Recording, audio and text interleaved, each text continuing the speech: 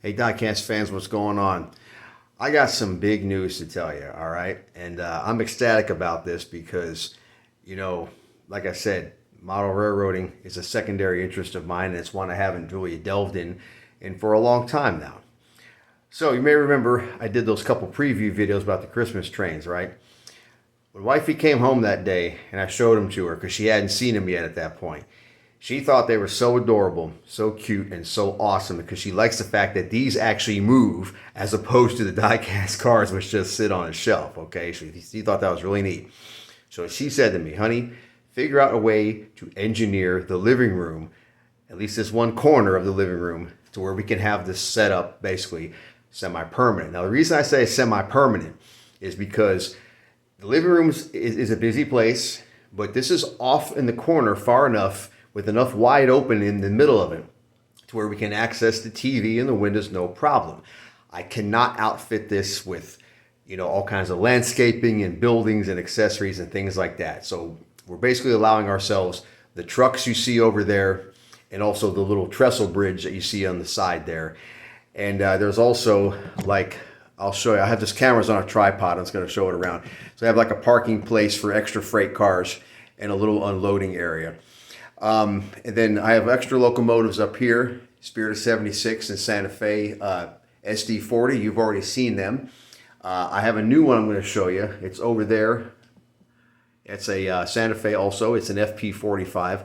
Also an AHM and also 8-wheel drive. And it has an extra feature of having little traction tires. So it's got a little more grip, so it'll pull this little heavier train.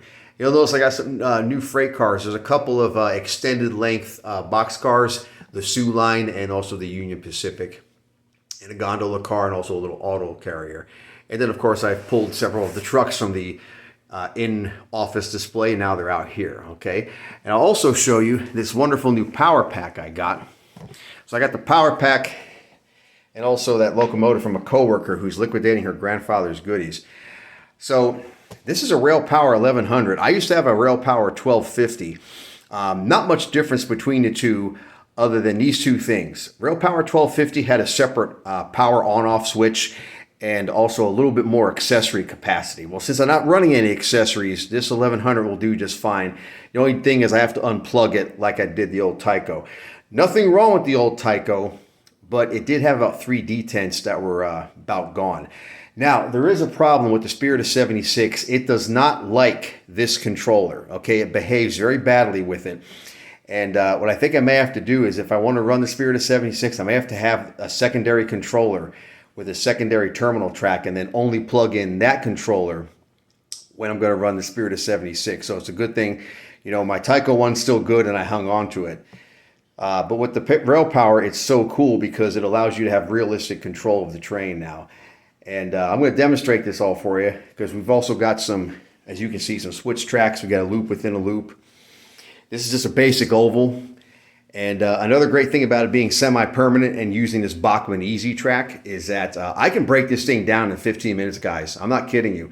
So if we're going to have some company over or whatnot, we need the extra space, I can break this down, stash it away, and then put it back up in about another 30 to 45 minutes. Because, obviously it's going to take longer to set it back up, put it together, than it is to disassemble it. So they say we demonstrate this, all right? So I'm going to turn the old Rail Power on. And you can watch the train come to life and you'll see how it works now. It's actually quite cool. So I can make it just really slowly creep. And then we're going to slowly build some speed because when it's heading this direction, it's like a slight uphill, probably because of the living room slope. And there you go. There's that AHM FP45. One of those freight cars makes a realistic clunking noise as it goes around. It's kind of cool. So right now, it's set up with this basic oval, so that way we're not having too much traffic and, encroachment into the living room. When we set the Christmas tree up, we're going to set it up as a what I call a super oval, and that's where you put a straight piece of track in the middle of each of these radiuses there. And the little trestle bridge has a flashing, blinking light, as you can see. That's a cool little accessory. And yeah, I got all this stuff from eBay. Very reasonable. It goes around there. And let me tell you something else, guys. This locomotive here, this one is a powerhouse. Let me show you this. We're going to go full speed, all right?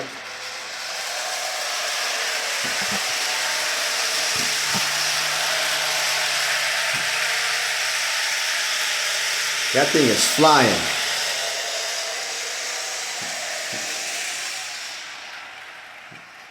All right, I'm going to slow it down.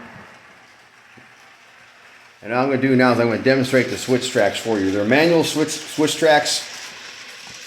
Can't really do the electric ones because, like I said, I don't want a bunch of wires running around on this.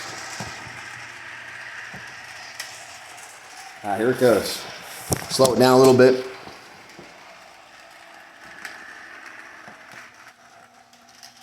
Struggles a little bit because with the rubber traction tires, when it goes over that little plastic insert on the track there, that's a little bit of a hesitation, but it's not real bad. Let me back up so you can get a little wider view here. There's trucking along. It's going to go through that inner loop again. And there you have it. Very nice setup. Wifey loves it. So in the evening time, she likes to be in here exercising on her new treadmill. And I got these running, and she really likes it. She just thinks the trains are really cool. I mean, how blessed am I, right? Have a wife like that who lets you have a railroad layout in the living room. I can't think of many wives who allow that. Yeah, you can definitely tell we don't have kids yet, right? Yeah, probably when we have kids, this will have to come down. Ain't no way this is gonna stay up with kids around. All right, what I'm going to do now is I'm going to bring it into its favorite parking place. I always park it on that side of the room there. That way it doesn't get accidentally tripped on, knocked over when we go to access the windows and the TV and such when it's not running. There she is. There we go. Nice stop. So, you know, I'm going to feature these trucks in some upcoming videos. You guys are going to get a chance to see those. Got some in the corner there that are just the cabs. Little truck terminal. And then, yeah, the coal car's got a realistic load of coal in it. I found some lightweight ballast type stuff. Works very well. So you have it, Diecast fans. Semi-permanent railway setup in the living room. Can't beat that. And at Christmas time, when it's really decked out, I'll show that off to you then. In the meantime, you guys enjoy yourselves. And we're going to see you in the next video. Take care.